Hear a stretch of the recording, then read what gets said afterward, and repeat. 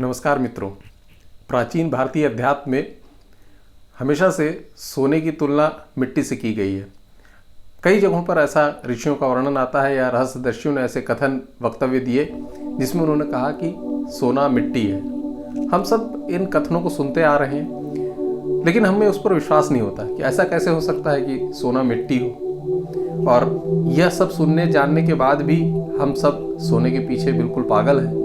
मनुष्य तो सोने के पीछे इतना पागल है कि एक संत को यह तक कहना पड़ा कि कनक कनक ते 100 गुनी मादकता अधिकाय। मतलब सोने की मादकता जो है, सोने का नशा जो है, वो धतूरे से भी ज़्यादा होता है। तो आखिर हम इस अर्थ को क्यों नहीं समझ पाते हैं कि सोना मिट्टी है। इस विषय को हम एक वैज्ञानिक दृष्टि देने का प्रयास करते हैं। एक कथा सुनी थी मैंने जिसमें एक गृहस्थ संत का वर्णन था जो अपनी पत्नी के साथ कहीं जा रहे थे।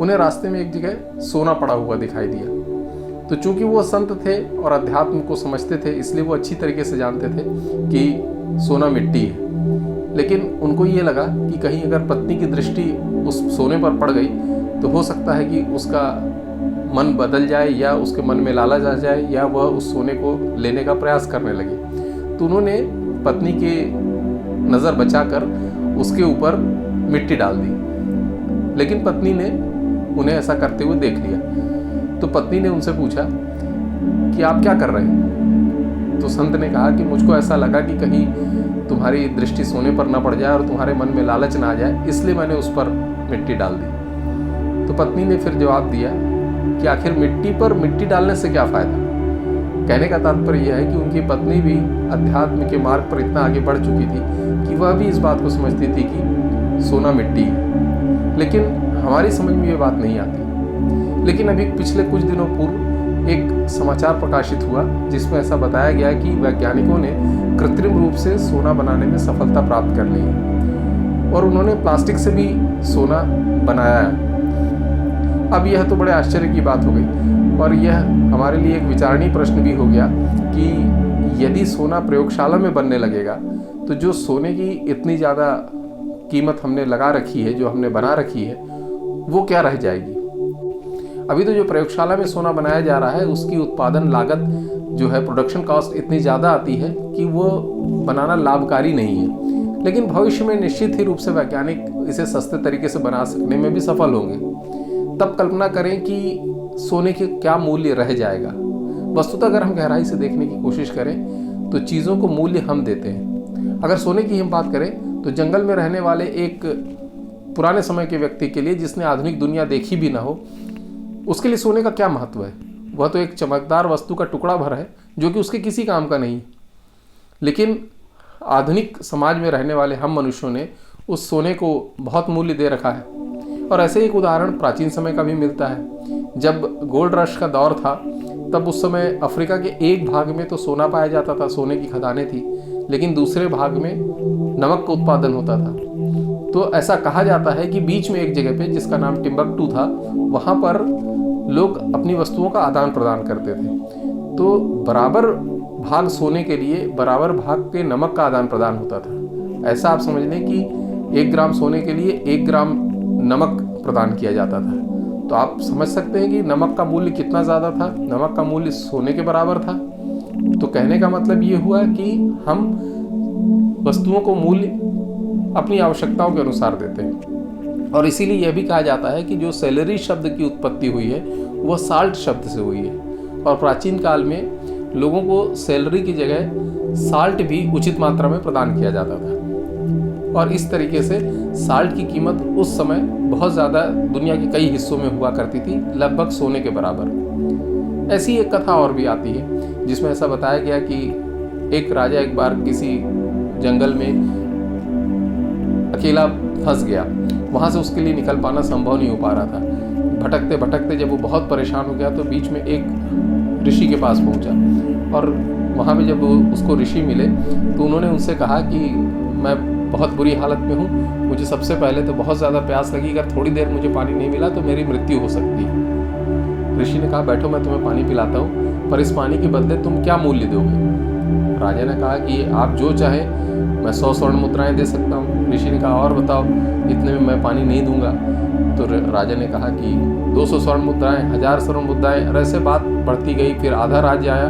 आखिरी में जब राजा को लगा कि यदि पानी नहीं मिला तो उसके प्राण चले जाएंगे, तो राजा ने यह तक कहा कि मैं अपना पूरा राजपाट भी आपको देने के लिए तैयार हूँ, सिर्फ 1 गिलास पानी के लिए। तो ऋषि ने उनको फिर समझाया कि देखो, इस 1 गिलास पानी का मूल्य तुम्हारे राजपाट के बराबर हो गया है। तो समझने की बात यह है कि वस्तुओं को मूल्य हम अपनी आवश्यकता के अनुसार देते हैं। तो जो सोना है वो मिट्टी ऋषियों ने क्यों कहा, इसको हम वैज्ञानिक दृष्टिकोण से अगर समझने का प्रयास करें, तो अगर हम आवर्त सारणी को अपने देखें, जो आपने सबने रसायन शास्त्र में पढ़ा होगा, मेंडलीव की आवर्त सारणी जो पीरियाडिक टेबल बनी हुई है, उसमें सभी तत्व ऊर्जा से निर्मित हुए। पहले जो एकदम कम परमाणु विन्यास वाले तत्व थे, और फिर उसके बाद जैसे एटॉमिक कॉन्फ़िगरेशन उनका बदलता गया, उसमें हम इलेक्ट्रॉन, प्रोटॉन, न्यूट्रॉन जोड़ते गए तो विभिन्न तत्व बनते गए, और ये हम सबको मालूम है। लेकिन इसका अर्थ ये भी है कि यदि हम अगर 2 तत्वों में अंतर समझने की कोशिश करें, तो अंतर केवल इस इलेक्ट्रॉनिक विन्यास में ही है। जो उनका इलेक्ट्रॉनिक कॉन्फ़िगरेशन है वो सबका भिन्न भिन्न होता है। तो यदि अगर किसी प्रयास से, किसी तरीके से इस इलेक्ट्रॉनिक कॉन्फ़िगरेशन को अगर परिवर्तित कर दिया जाए, तो वह तत्व दूसरे तत्व में परिवर्तित हो जाएगा। यह बात सुनने में आसान लगती है, परंतु प्रायोगिक रूप से इसे करना बहुत कठिन है, और ऐसा करने में लागत भी बहुत ज़्यादा आती है। वैज्ञानिक ऐसा कर पाने में सफल तो हुए हैं, परंतु लागत इसकी इतनी ज़्यादा होती है कि यह अभी प्रयोग व्यावहारिक नहीं हो पाया है। तो वैज्ञानिकों ने, जैसा अभी मैंने बताया, कि कृत्रिम रूप से प्रयोगशाला में सोना बनाने में सफलता प्राप्त कर ली है। हो सकता है कि भविष्य में यह लागत कम हो जाए और तब प्रयोगशाला में सोना बनने लगे। तो यदि हम मिट्टी को और सोने की तुलना करने की कोशिश करें, तो मिट्टी या मिट्टी के किसी भी तत्व की अगर हम तुलना सोने से करते हैं, तो आखिर सोने में और उस मिट्टी के तत्व में क्या अंतर है? दोनों ही परमाणुओं से मिलकर बने हुए हैं, और उन्हीं परमाणु के अंदर में उसी तरीके से इलेक्ट्रॉन, प्रोटॉन और न्यूट्रॉन स्थित होते हैं। अंतर सिर्फ उनके कॉन्फ़िगरेशन में है, बाकी बनावट तो सोने की और मिट्टी के तत्वों की समान ही है। तो यदि किसी तरीके से, जो किसी प्रयास से हमने बोला कि यदि वो बदल सकते हों उसके इलेक्ट्रॉनिक कॉन्फ़िगरेशन को या परमाणु विन्यास को, तो एक तत्व को दूसरे में बदल सकते हैं। और जो हमारे देश में पुराने समय के जो बात आती है कीमियागरों की, या जो ऐसी बात आती है कि कुछ ऋषि थे जो सोना बना लेते थे, तो ऐसा कैसे होता था?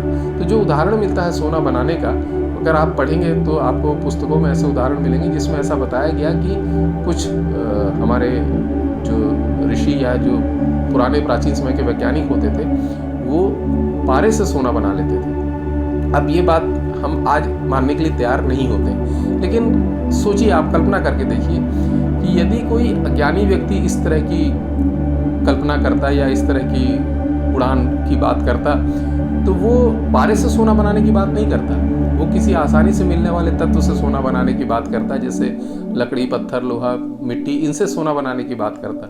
लेकिन उसने कहा कि वो पारे से सोना बनाया करते थे। तो पारे से सोना बनाना इसलिए संभव हो सकता है, वैज्ञानिकों ने जब ध्यान देने की कोशिश की, आप भी देखिएगा आज अपने रसायन शास्त्र की पुस्तक में पीरियाडिक टेबल को देखिएगा, आवर्त सारणी को, तो आप देखेंगे कि पीरियाडिक टेबल में पारा ही सोने के बगल के स्थान पर रखा हुआ है। इसका अर्थ ये हुआ कि पारा और सोने के परमाणु विन्यास में सबसे कम अंतर होता है, इसीलिए पारे को सोने में बदलना सबसे आसान होगा। तो ये तो एक हुआ वैज्ञानिक दृष्टिकोण। और अगर हम ये बात करते हैं कि प्राचीन भारतीय ऋषि पारे से सोना बना लेते थे, तो निश्चित रूप से उनको किसी ऐसी विधि का ज्ञान रहा होगा जिससे कि वो पारे के परमाणु विन्यास को बदलकर सोने में परिवर्तित कर लेते थे। लेकिन इन सब बातों का जो सार है वो ये है कि हमें यह समझना बहुत महत्वपूर्ण है। पहली बात तो ये कि वस्तुओं को मूल्य हम देते हैं। दूसरी बात ये कि जिस दिन आसानी से प्रयोगशाला में सोना बनने लगेगा, उस दिन सोने का मूल्य क्या रह जाएगा। अगर हम इस बात को समझते हैं तो हम उस तरह से सोने के पीछे पागल नहीं होंगे, जैसा कि संतों को कहना पड़ा कि कनक कनक ते सौगुनी मादकता अधिकार। हम उस तरह के नशे में पागल नहीं होंगे और अपना जीवन आनंद के साथ व्यतीत करेंगे।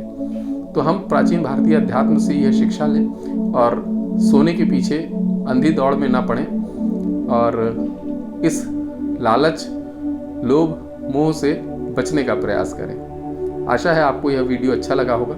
यदि यह वीडियो अच्छा लगा हो तो इसे अपने अन्य मित्रों के साथ भी शेयर करें एवं चैनल को सब्सक्राइब भी करें, जिससे हमें भविष्य में अन्य मित्रों के विचार भी जानने का अवसर प्राप्त हो सकेगा। धन्यवाद।